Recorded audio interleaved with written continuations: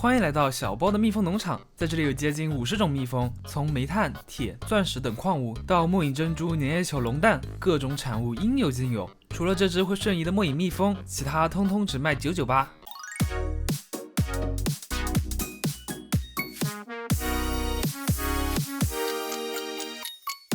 嘿，各位亲爱的观众朋友们，大家好，我是小豹。今天我找到了一个挺不错的蜜蜂扩展模组，内容非常丰富。由于没有找到翻译和介绍视频，所以我自己花了一点点时间，把它们的功能给整理了一下，来给你们做介绍。那么我们废话少说，直接开始吧。首先是各种蜜蜂是如何生成的。这个模组里面有50种蜜蜂，生成方式也分了很多种。一种是需要玩家制作蜂巢，然后等待对应的蜜蜂刷新。这种刷新蜜蜂使用的蜂巢制作方法通常是对应方块加上一把木剑。我们以沙子为例，沙子做成蜂巢后，可以生成的蜜蜂有巧克力矿蜂和灰矿蜂。不同的蜂巢可以生成的蜜蜂可能会有重复。另外，有的蜜蜂，比如末影蜜蜂，它只会在末地生成，而且前提是我们已经在这里放了末地10的蜂巢。一种是在夜晚自然生成于蜂巢旁边的，如僵尸蜜蜂和骷髅蜜蜂。第三种是繁殖生成蜜蜂，例如灰色矿蜂和石英蜜蜂，我们可以用花来让它们繁殖。它们繁殖出来的后代就是铁蜜蜂，末影蜜蜂和青金石蜜蜂繁殖出来的后代就是钻石蜜蜂。不过越稀有的蜜蜂繁殖难度越大，繁殖的过程也越繁琐。如果有2只钻石蜜蜂后，我们就可以开始无限繁殖了。另外，我们有蜜蜂笼可以收集蜜蜂，这样子可以方便繁殖蜜蜂后进行分类。第4种是转变蜜蜂，像这个长得像苦力怕一样的蜜蜂，直接给普通的蜜蜂喂食 TNT 就可以变身了。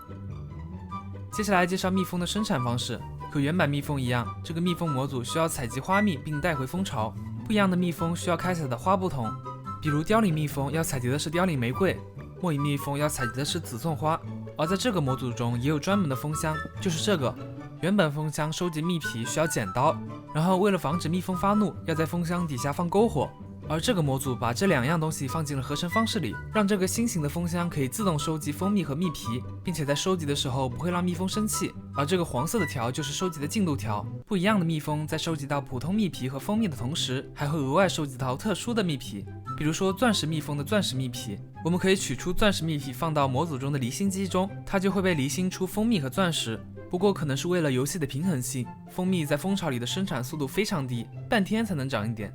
想要收集的快的话，多养一些蜜蜂就行了，并且蜂巢是可以扩大的。这个是蜂巢扩展箱，把它放在蜂巢边，可以把原来的3个槽位扩展成5个槽位。这个模组里的蜜蜂全部都是中立生物，包括僵尸蜜蜂，但是如果被攻击了，它也会发怒。不同的蜜蜂有不同属性，苦力怕蜜蜂攻击玩家之后会爆炸，僵尸蜜蜂攻击人之后会让人饥饿等等。并且它们和原版蜜蜂一样，攻击完之后尾针会消失，失去攻击能力，并在一段时间后死亡。最后介绍一下这些蜜蜂的功能，首先就是全部的矿石都有对应蜜蜂，还有像什么凋零骷髅头还有龙蛋都是有对应蜜蜂的，不过获得的条件比较苛刻，比如龙蜜蜂要在龙蛋上采蜜，而且只能采集到龙蛋做成的蜂箱里，然后生成的龙蛋蜜皮提炼之后要再合成很多次才能变成假龙蛋，假龙蛋还要再加上龙息才可以变成真龙蛋。另外还有一些功能型蜜蜂，比如木柴蜜蜂，它可以从附近的树上面收获木屑，然后木屑可以合成原木，相当于自动的木材收集机了。还有农夫蜜蜂，可以收集附近的农作物。捡垃圾蜜蜂可以把附近地上的东西收集到箱子里。牧场主蜜蜂可以在附近的牛身上收集牛奶。